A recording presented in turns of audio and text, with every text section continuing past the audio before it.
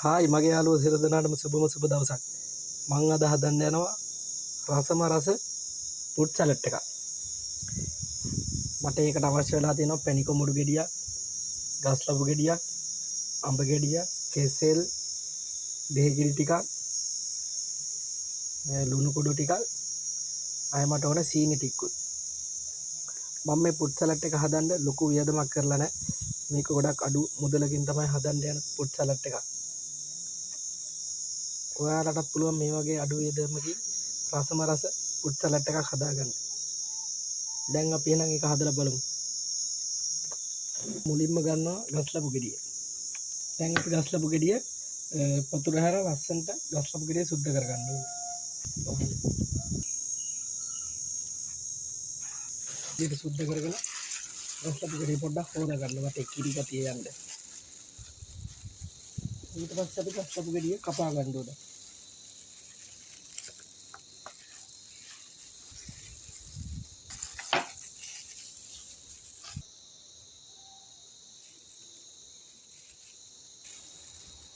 ඊට පස්සේ ගස් ලබු ගෙඩියට අපි මේ විදිහට අයින් කරලා මේක ලස්සනට කපා ගන්න ඕන කොටුවට.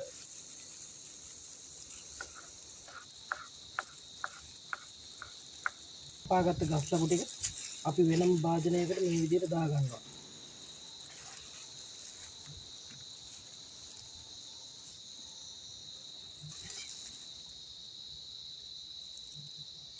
ඊට ගන්නවා පැණි කොමුඩු ගෙඩිය.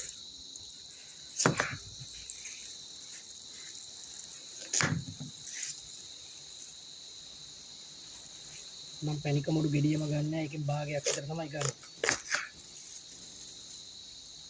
ඒකත් හොඳට ඉදිලා තියෙන්නේ. රතු පාටට තියෙනවා.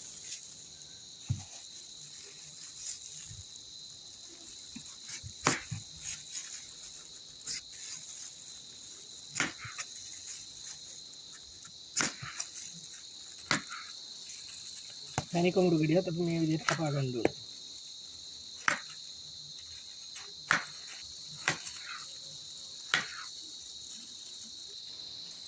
ඊට පස්සේ පැණි කොමුඩු ටිකත් මම මේ විදිහට කොටු කපලා එකක් වෙනම තියාගත්තා. මම දැන් ඊළඟට ගන්නවා අඹ ගෙඩිය. මම මේ ෆෘට් සලාඩ් එකට ගත්තේ ටොම් ජේසි අඹ ගෙඩිය.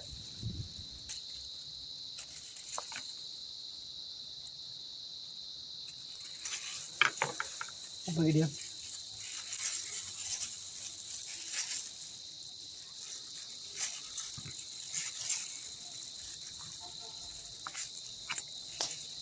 අඹේ මම මේ ෆෘට් සලාඩ් එකට ගොඩාක් පළතුරු ගත්තෙත් නැහැ. ඒ මොකද අන්නාසි එහෙම ගත්තේ නැහැ මේ දවස්වල පෑවිල්ල හින්දා අන්නාසි උස්ම වැඩි. ටිකක් මේ භාජනයට දාගන්න පැත්තේ.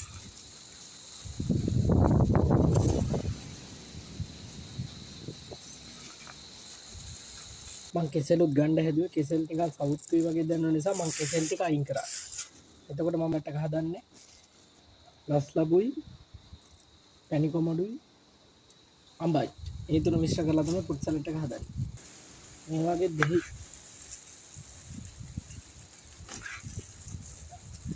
කෑලි දෙකක් පොඩිවට කපලා තියා ගන්නවා.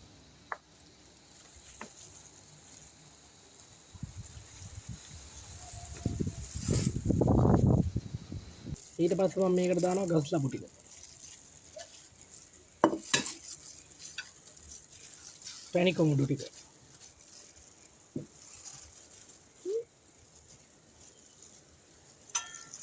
වදා ගන්නවා අඹ ටික.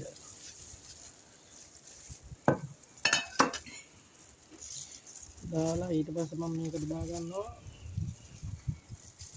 සීනි ටික. සීනි ගොඩාක් දාගන්නේ පළතුරු පැණි රස නිසා. ඊට පස්සේ මම මේකට ලුණු බොහොම ස්වල්පයක් එකතු කර ගන්නවා.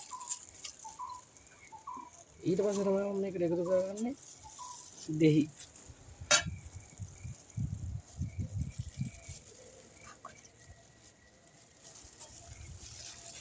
දෙහි ටිකක් දාගත්තාම මේකේ අමුතුම රසයක් එකතු වෙනවා මේකට. ඊට පස්සේ අපි මේක හොඳට අතින් මිශ්‍ර කරගන්නවා. අතින් හරි හැන්දකින් හරි මිශ්‍ර කරගන්න පුළුවන්.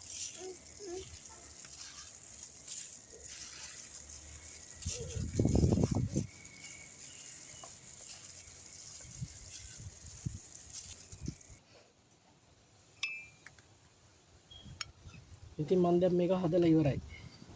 මේක ඉතාමත් අඩු මුදලකින් තමයි මම හදාගත්තේ. මට රුපියල් 450ක් 500කට ආසන්න මුදලක් තමයි ගියේ. මම ඉතින් අයිස්ක්‍රීම් උත් ගොඩාක් ගත්තේ නෑ මේකට.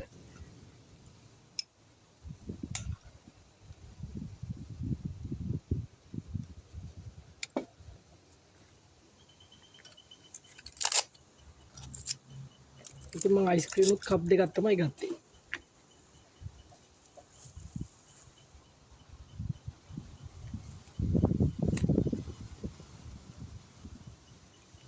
ඉතින් අවසානට මේ වගේ රසම රස පුත් සලාඩ් එකක් හදාගත්තා.